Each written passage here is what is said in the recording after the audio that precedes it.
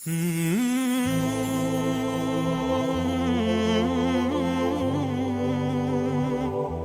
اللہ الرحمن الرحیم والصلاة والسلام علی رسولہ الکریم وعلی آلہ وصحبہ اجمعین۔ اللہ نے ہر دور کے ہر باطل کی ہر صورت کو دعوت کے ذریعے سے توڑا ہے۔ ایک ہی راستہ شروع سے رسول اللہ صلی اللہ علیہ وسلم تک اللہ تعالیٰ نے اپنایا، اس میں کوئی دوسرا راستہ ہمیں نظر نہیں آتا۔ قرن اول میں دعوت غالب ہے، پھر قرن ثانی میں دعوت غالب تو ہے لیکن ساتھ حکومتیں شامل ہو گئی ہیں، سیاست آ گئی ہے۔ قرن ثالث میں پھر یہ چیز مدھم ہونا شروع ہوئی کہ حکومت غالب آتی گئی، دعوتی جذبے مدھم پڑتے گئے، پھر آپس میں جنگیں عروج پر چلی گئیں۔ اللہ چاہتا تو نہ ہوتا، لو شاء اللہ لجعل الناس امۃ واحدہ، لیکن اللہ کی حکمت ہے کہ اس نے اختلاف کو باقی رکھا۔ اس میں اس کا امتحان ہے، اپنے بندوں کا امتحان ہے۔ تو اس دین کی حفاظت اللہ کو مطلوب تھی، تو اس کے قبل اس کے کہ لوگ ہوا پرستی میں گمراہ ہوتے، اور وہ شخصیات جو مجمع علیہ تھیں، اور وہ شخصیات جو ہماگیر تھیں، جن کا علم زندگی کے تمام شعبوں سے جو متعلق ضروریات ہیں ان سب پر ان کا علم حاوی تھا۔ ایک آدمی پورا مدرسہ ہوتا تھا۔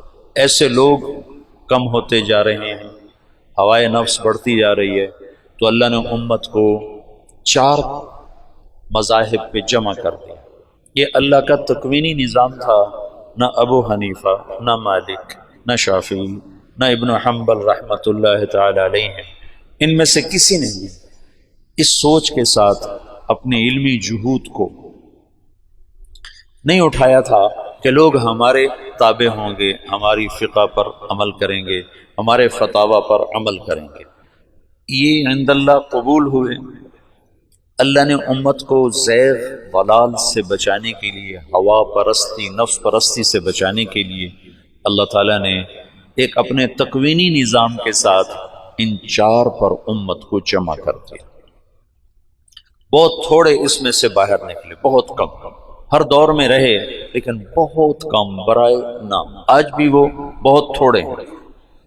یہ جو انہوں نے نظام بنایا، اس کے پیچھے اللہ کی غیبی قدرت تھی۔ یہ کوئی تدبیر سے نہیں تھا کہ بھئی آگے یہ ہونے والا ہے تو ایسا کر دو کہ لوگ اس پہ آ جائیں، ایسا نہیں تھا۔ دین کی حفاظت کے لیے اللہ کا اپنا غیبی نظام چلا کہ سورج مغرب سے جب تک نہیں نکلتا اللہ نے اسے باقی رکھنا ہے۔ صفات جب مدھم پڑنے لگی تو اللہ نے اپنے بندوں پر تزکیہ نفس کے مختلف طریقے الہام فرمائے۔ یہ جو ایک وجہ لکھی جاتی ہے کہ پھر علماء میں دنیا طلبی پیدا ہو گئی تو پھر مشائخ نے یہ طریقے ایجاد کیے، یہ بات مجھے وزنی نہیں لگتی۔ علماء ہر دور میں تھوڑے ہوتے ہیں، اور اس دور میں اور بھی تھوڑے تھے، ایسے مدارس نہیں تھے، ایسے کھلے عام علم کا نظام نہیں تھا۔ علماء تو بہت تھوڑے، اور اس دور میں بھی تھکے سے تھکا عالم بھی کوئی دنیا کا طلبگار نہیں ہوتا تھا۔ میں آج تمہارے دورے کے بچوں کو کہہ رہا تھا کہ آج بھی جتنے ہمارے مدارس سے فارغ ہونے والے لڑکے ہیں، 100 میں 1 کوئی ہوگا جو اس دین سے دنیا چاہتا ہوگا، ورنہ اس گئے گزرے دور میں بھی ساری کمیوں کے باوجود وہ مخلص ضرور ہوتا۔ وہ اپنے 8-9 سال اس نے سو کے گزارے، اس کو ضربہ کی گردان تک نہیں آتی، لیکن میں پھرا ہوں، میرا تجربہ ہے، میرا مشاہدہ ہے، میرا کتابی نہیں ہے، کتاب سے نہیں، مشاہدہ ہے کہ 100 میں 99 آج بھی مخلص ہے۔ عمل میں کوتاہ ہوں گے، ممکن ہے وہ نماز بھی نہ پڑھتا ہو، یہ بھی ممکن ہے، لیکن اس نسبت سے وہ دنیا چاہتا ہو، ایسا کوئی 100 میں 1 ہوگا۔ تو اس دور میں تو کوئی لاکھوں میں 1 ایسا ہوتا تھا، کوئی اس نسبت سے دنیا چاہتا ہو۔ یہ بھی اللہ کا ایک تکوینی نظام چلا، جیسے کہ مذاہب اربع کو اللہ نے وجود دیا تو وہ چار حضرات اس لیے نہیں بیٹھے تھے کہ اب ہوائے نفس ہے اور علم کا زوال ہے تو ہم ایک ترتیب بنا دیں، ایسی بات نہیں تھی۔ ایسے ہی یہ جو صفاتی محنت تھی یہ اس بنیاد پر نہیں تھی کہ علماء میں دنیا طلبی پیدا ہو رہی ہے، لوگوں میں دنیا طلبی پیدا ہو رہی ہے۔ اس زمانے کے لوگ بہت اعلیٰ صفات کے مالک تھے، ظلم و ستم تھا، وہ بھی بادشاہوں میں، نہ کہ عوام الناس میں، نہ کہ عامت الناس میں۔ تو اللہ کا ایک اپنا غیبی نظام تھا کہ اس نے صفات کو باقی رکھنا ہے، تو اس نے اپنے بندوں پر تزکیہ نفس کے مختلف طریقوں کو زندہ فرمایا۔ امام مالک فرماتے ہیں لن یصلح آخر هذه الامت الا بما صلح به اولها، اس امت کے آخری طبقے کی جو اصلاح ہوگی وہ اس طرح ہوگی جیسے پہلے کی ہوئی۔ قرن اول میں جو اصلاح کا نظام ہے وہ دعوت کا چلا ہے، دعوت کا نظام چلا ہے۔ دعوت کے ذریعے سے، دعوت کی جہد کے ذریعے سے، اللہ کے راستے میں نقل و حرکت کے ذریعے سے علم بھی زندہ ہوا، تزکیہ بھی زندہ ہوا۔ پھر دعوت اجتماعی شکل میں ماند پڑی، تو پھر یہ آخری دور کی آخری کوشش ہے، اس کے سرے جا کر ملتے ہیں اوپر۔ جب اللہ سارے عالم کے لیے ہدایت کا فیصلہ فرمائے گا تو یہ دعوت کے سلسلے وہاں جا کے مل رہے ہیں۔ تو اس تھوڑی زندگی میں میں نہیں چاہتا کہ تم کسی کم درجے کی محنت میں لگ جاؤ۔ تمہارے پاس تھوڑے پیسے ہوں تو پھر تم روٹی کو ترجیح دو گے، تم کرتا بدلنے کو ترجیح نہیں دو گے۔ تمہارے پاس اتنے پیسے ہیں، یا روٹی کھا لو یا اپنا کرتا نیا خرید لو، تو تم کہو گے یا کرتے سے تو گزارا ہو رہا ہے، روٹی کے بغیر گزارا نہیں ہے۔ تھوڑے پیسے والا سوچ سمجھ کے اپنی طاقت کو خرچ کرتا ہے، تھوڑے پیسے والا سوچ سمجھ کے اپنے مال کو خرچ کرتا ہے۔ میرے عزیزو، ہمارے پاس زندگی تھوڑی ہے، سوچ سمجھ کے خرچ کرو، کہیں ایسا نہ ہو کہ غیر اولا میں لگ جاؤ۔ شیطان 6 راستوں پر 6 جگہ بیٹھتا ہے، شیطان 6 جگہ انسان کو گمراہ کرنے کے لیے 6 جگہ بیٹھتا ہے۔ ان میں ایک جگہ یہ ہے کہ جب وہ دیکھتا ہے کہ اسے کسی طرح بھی گمراہ نہیں کر سکا تو اسے پھر افضل سے ہٹا کر غیر افضل پر لانے کی کوشش کرتا ہے، یہ اس کی آخری محنت ہوتی ہے۔ کفر اور ایمان کے درمیان بیٹھتا ہے، سنت اور بدعت کے، جب وہ کفر میں نہیں مبتلا کر سکتا اور اس ایمان میں آتا ہے تو پھر سنت اور بدعت کے درمیان بیٹھتا ہے، اس کو بدعت میں مبتلا کرتا ہے۔ چونکہ مبتدع توبہ نہیں کرتا، کبائر والا تو توبہ کر لیتا ہے، پھر جب وہ اس کو بدعت سے نہیں ہٹا سکتا تو پھر کبیرہ گناہوں پہ لاتا ہے کہ کبیرہ گناہوں کا چسکا بھی آدمی کو ہلاک کر دیتا ہے۔ آج توبہ کروں گا، کل توبہ کروں گا، وہ کل آیا نہیں کرتی، آدمی لذتوں کا غلام ہو کے ایسے ہی مر جاتا ہے۔ جب وہ کبائر سے بھی بچ جاتا ہے تو پھر اسے اوروں کے عیب دکھانے میں مبتلا کر دیتا ہے اور اوروں کی کمیاں اچھالنے میں مبتلا کر دیتا ہے، اور جب وہ اس سے بھی بچ جاتا ہے تو پھر اسے عجب نفس میں مبتلا کرتا ہے۔ زوم خیش اعجاب المرء برائہ، اعجاب کل ذی رأی برائہ۔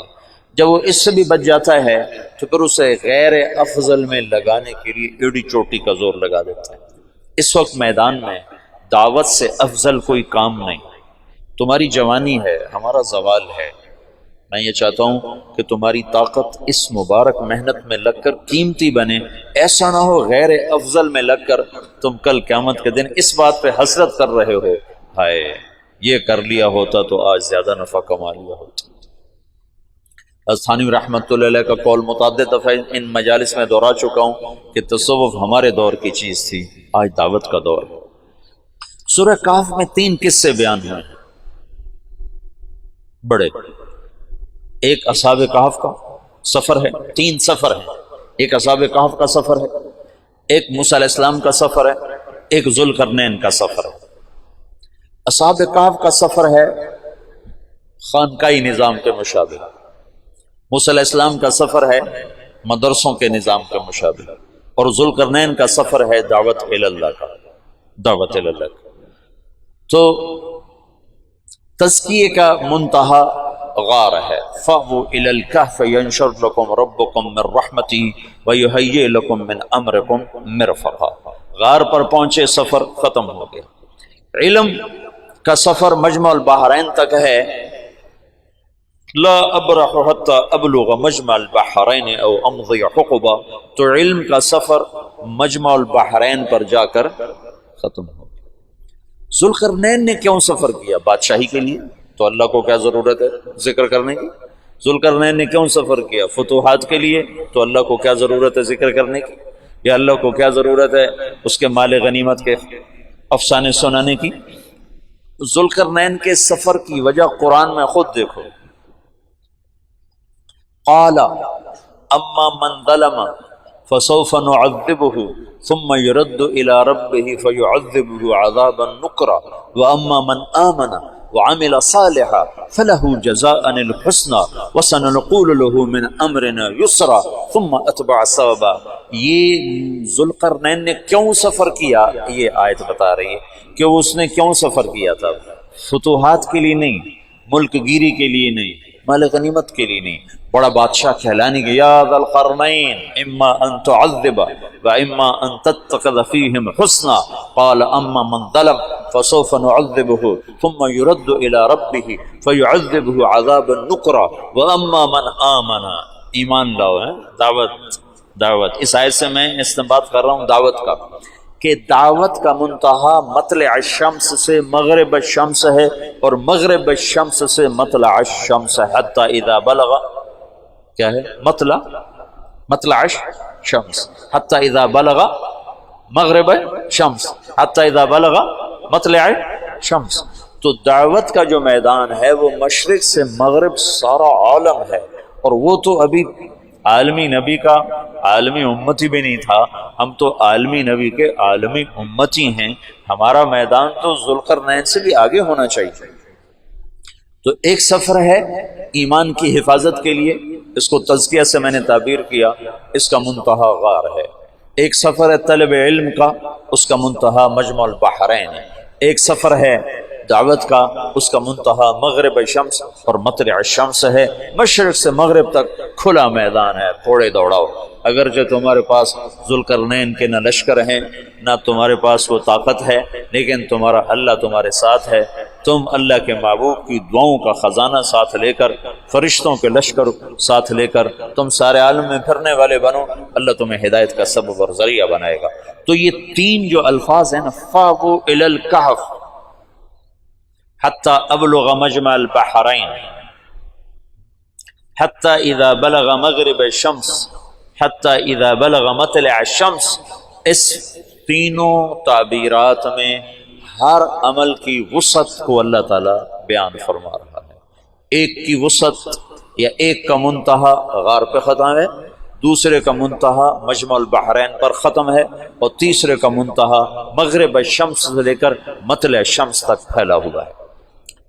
تو ہمیں تو اللہ کا نبی کہہ رہا ہے فَلْيُبَلِّغِ الشَّاهِدُ الْغَائِبُ، اور اللہ کہہ رہا ہے لِتَكُونُوا شُهَدَاءَ عَلَى النَّاسِ فَلْيُبَلِّغِ الشَّاهِدُ الْغَائِبُ لِتَكُونُوا شُهَدَاءَ عَلَى النَّاسِ هُوَ اجْتَبَاكُمْ، چن لیے گئے۔ تو دعوت کی محنت کو تم اندر سے کرو، بیان ضروری نہیں، میں تو تمہیں بار بار کہہ رہا ہوں بیان کی تمنا مت کرو، نہ اس کے لیے کوئی سکیم بناؤ کہ میرا بیان کیا جائے، پیچھے رہو، سارا دن انفرادی دعوت میں کھپو۔ دعوت کا سب سے جو اشبہ بالانبیاء ہے وہ انفرادی دعوت، اشبہ بجہد الانبیاء، انفرادی دعوت اور انفرادی گشت ہے۔ ایسے بیان خطبے تو کبھی کبھی کہیں، روزانہ کے نہیں ہیں، کبھی کبھی کہیں۔ تو اشبہ بالانبیاء وہ یہ انفرادی دعوت، اس میں سارا دن کھپو تپو لگو، خدمت میں ہاتھ اونچا کرو، مجھے لگاؤ، دور گشت میں جانا ہے مجھے بھیجو، بیان کے وقت پیچھے سمٹ کے بیٹھو، آگے منہ کر کے نہ بیٹھو جی 3 دن ہو گئے میرا تو بیان ہی نہیں ہوا۔ اس کو اپنی زندگی سے نکالو، ہو جائے اللہ کا نام لے کر اللہ سے مانگ کے بات کرو۔ درد خنجر لگے کسی کو تڑپتے ہیں ہم امیر، درد جو مولانا الیاس صاحب کے سینے میں تھا اس نے لوگوں کو نکالا، بیان نے کہاں نکالا؟ بیان کرنا تو انہیں آتا ہی نہیں تھا. تو مولانا یوسف صاحب خطیب تھے، ان کے خطبات نے پھر آگ لگائی، اس میں کوئی شک نہیں. لوگوں کے اندر ایمان کی بجلیاں بھر دی انہوں نے. بولتے تھے تو مولانا احسان صاحب نے فرمایا ہمیں یوں لگتا تھا کہ ہم ایسے اوپر نہیں دیکھتے تھے، کہ لگتا تھا جیسے اللہ ہمارے سروں پہ آ چکا ہو. یہ کیفیت بن جاتی تھی جب وہ اللہ کو بیان کرتے تھے. ایسے نہیں دیکھا جاتا تھا. تو وہ توحید کو انہوں نے بیان کیا نا. مولانا غلام اللہ خان قاضی عبد القادر صاحب بڑے عجیب آدمی تھے. تزکیہ اور تبلیغ دونوں کو جمع کرنا ہر ایک کا کام نہیں ہے. سبحان اللہ، عجب عجب. مولانا غلام اللہ خان صاحب سے کہنے لگے آپ کہاں توحید بیان کرتے ہیں؟ جو مشہور تھے جماعت التوحید اشاعت التوحید والسنہ، کہنے لگے آپ کہاں توحید بیان کرتے ہیں؟ آپ تو توحید کے مسائل بیان کرتے ہیں، یہ شرک وہ شرک، یہ شرک وہ شرک. توحید تو مولوی یوسف بیان کرتا ہے کہ اللہ سے ہوتا ہے. تو مولانا غلام اللہ خان صاحب نے پھر مولانا یوسف صاحب کا بیان سنا تو کہنے لگے آج مسلمان ہوگا، آج مسلمان ہوگا. تو کلمے کا موضوع ہے یقین کی تبدیلی.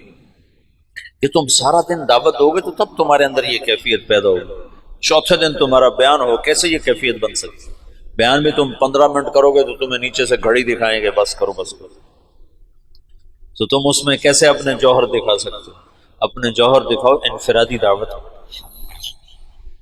نماز کا تو یقین کا ابتدائی درجہ ہے کہ حلال اسباب پہ قناعت کرو، حرام چھوڑ دو.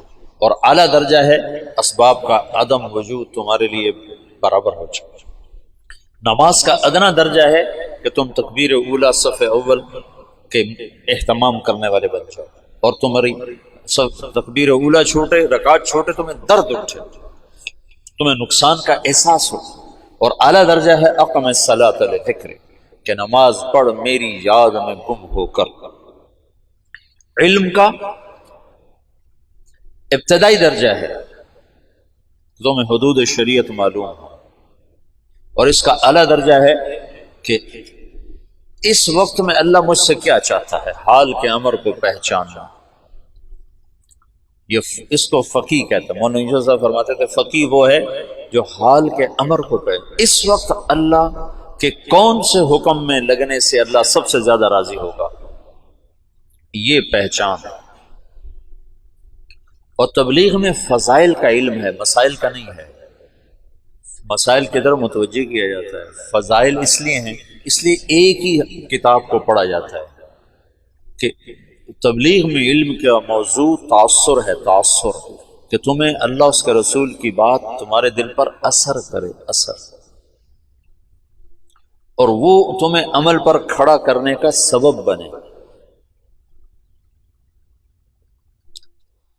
40 دن جو تکبیر اولا سے نماز پڑھے گا اس کو 2 پروانے ملیں گے، ایک نفاق سے بری ہونے کا، ایک جہنم سے بری ہونے کا. تم نے کب سے یہ حدیث سنی؟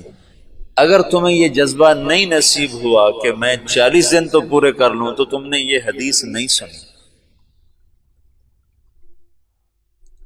اگر انہیں پہلی صف کا پتہ چل جائے تو یہ گھسٹ کر آئیں اور لڑائیوں سے جگہ حاصل کریں.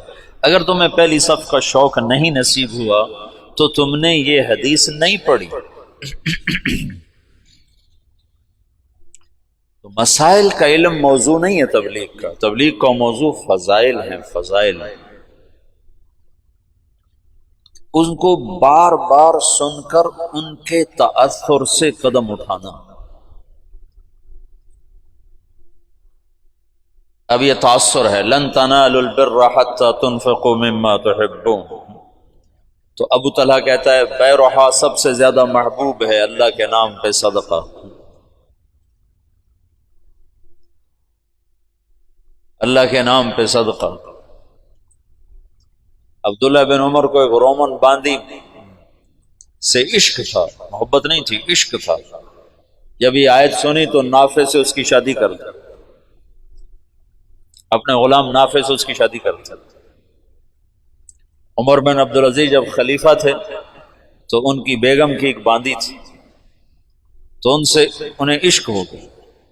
جب خلیفہ نہیں تھے تو اپنی بیوی سے کہتے یہ باندی مجھے ہدیہ کر دیں، وہ اپنے اس سوکن پنی کی وجہ سے انکار کرتے تھے۔ جب یہ خلیفہ بن گئے تو ان کی بیوی نے اس کو پورا تیار کر کے آ کر پیش کیا کہ یہ آپ کی خدمت میں ہدیہ۔ او ہو، عمر بن عبدالعزیز ہل کے رہ گئے، کہنے لگے تو کہاں سے آئی تھی؟ کہا مجھے عبد الملک نے کوفے میں ایک آدمی سے زبردستی خریدا تھا اپنی بیٹی کو دینے کے لیے، تو کہا اس کو اس کے مالک کے پاس لوٹا دیا جائے، یہ تو بیع جائز نہیں ہے۔ تو وہ کہنے لگی این وجدک یا امیر المومنین، امیر المومنین تیرا مجھ سے عشق کہاں گیا؟ کہنے لگے وہ پہلے سے بھی زیادہ ہے، لیکن تمہیں اللہ پہ قربان کرتا ہے۔ تاثر، یہ تاثر تمہارا نہیں بنا ہوا۔ چلو باقی انشاءاللہ پھر کل بتائیں۔